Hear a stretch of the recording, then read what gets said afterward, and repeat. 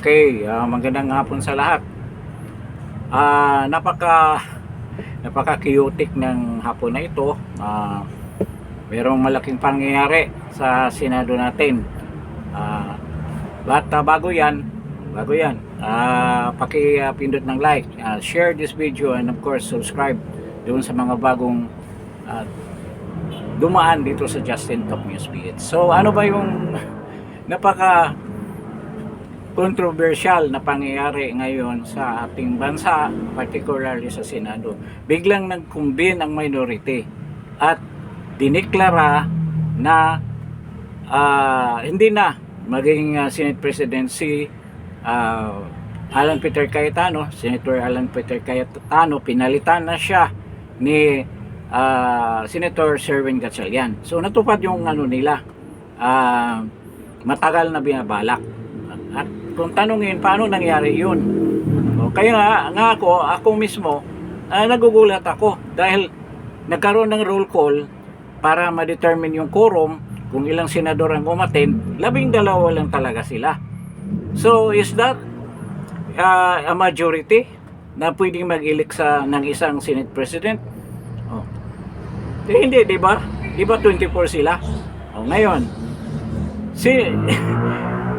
kinonsider pa rin nila dahil 23 lang daw ang bilang ng senator. So, ibig sabihin, siguro, puwira na doon, inalis na nila either si Bato o si Jinggoy. Isa sa kanila. Kasi 23 lang ang ang sinabi ni Sherwin Gatchalian na yun ang number ng senators. At justifiable kung 12 lang sila, majority. Kasi 11 ang 22. Plus 1, di 23. So 11 ang kalahati plus 1, kaya ang 12 majority. Kung alisin mo yung isa, kinapo sila ng isa. So ngayon sa kanilang session, tanggal na si Senate President Cayetano. So yun ang balita ngayon. Sinong Judas? Yung sinasabi ni Camille Villar na Judas yung lilipat sa minority. Sa tingin ko, hindi Judas demonyo yun. Hindi Judas. Walang iba kung hindi si Chis Escudero. Si Francis Chis Escudero ang Judas. Tama yung sinabi nila na talagang linigawan nila ng gusto si Chis at binabantaan kapag hindi ka sasama sa minority, itutuloy namin ang kaso mo. At siguro may kasamang malita pa yan, kaya nakumbinsi si Chis Escudero na magiging Judas. So yun ang number 12 sa kanila. Yun ang lumipat. Ngayon nagtataka nga ako bakit nagkaroon ng majority na dapat 13 ang boto para mapalitan ng Senate President. Then ang actual na posisyon na kinuha ni Sherwin Gatchalian is Senate President pro tempore, at the same time acting president siya. So yan ngayon ang posisyon ni Sherwin Gatchalian. At lahat na committee chairmanship tinanggal nila lahat. Open na, vacant, then linagyan na rin nila ng chairman. Hulaan mo sinong naging Blue Ribbon Committee chairman? Hulaan ninyo. Siyempre si Erwin Tulfo. Siya ang nagiging chairman ng Blue Ribbon Committee.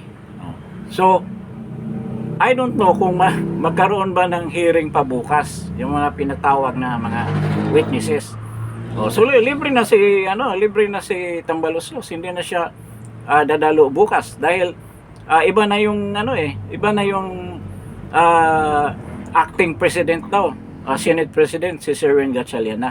At sila lahat ay mayroong mga posisyon na, mayroong chairmanship.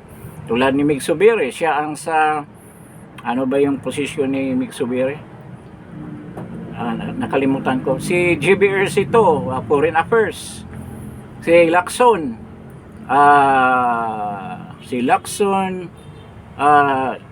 Committee on Public Order.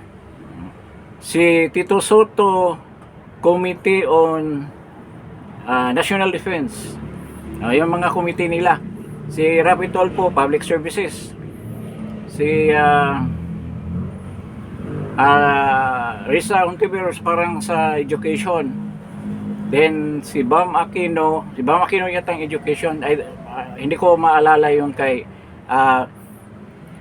tawag nito si kay Risa Ontiveros. Basta lahat na chairmanship ay tinanggal nila.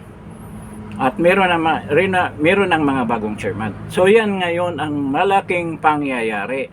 Kaso nga lang, napaka-questionable. Paano nangyari na maging majority yung 12 sa 24? So hindi nila binibilang si Bato or si Jinggoy dahil nakakulong. Ngayon, meron silang minention doon na batas yung kay Cuenco na pwede daw nilabat ni Senator Cayetano na nag-absent ng 3 beses na hindi in-inform daw yung lower house o yung House of Representatives na mag-absent siya o na hindi siya magpatawag ng session. Yun ang sabi nila. Kaya ito, hindi ko alam kung anong gagawin ni Senator Cayetano with regards to this development. At nakikita natin talagang tamang hinala ko, gagawin nila ang lahat para hindi matuloy yung flood control hearing na yan. Gagawin kahit labag sa batas. Sino makapigil sa kanila ngayon? Magreklamo sa Supreme Court. Kailan pa magkaroon ng resolution yan? So ganyan ang pangyayari dyan ngayon. As of this time, kaya medyo nagkagulo dahil bukas kansilado na yung yung hearing dyan sa Blue Ribbon Committee ni Pia Cayetano. So wala na lahat ng mga committee na punta na dito sa minority. Sila ngayon ang sa tingin nila majority na 12 sila, hindi 13. Dahil ulitin ko, ang basya nila ay 23 lang ang senators, hindi 24. So yun, di ba yung ang tanong dyan, kung kaya bang salabungin ni Senator Cayetano yan at saka yung mga ibang senator na hindi yan papansinin. At ang ginawa nila, pinalitan nila ng secretary dyan sa Senate, ibang secretary at saka yung sergeant at arms.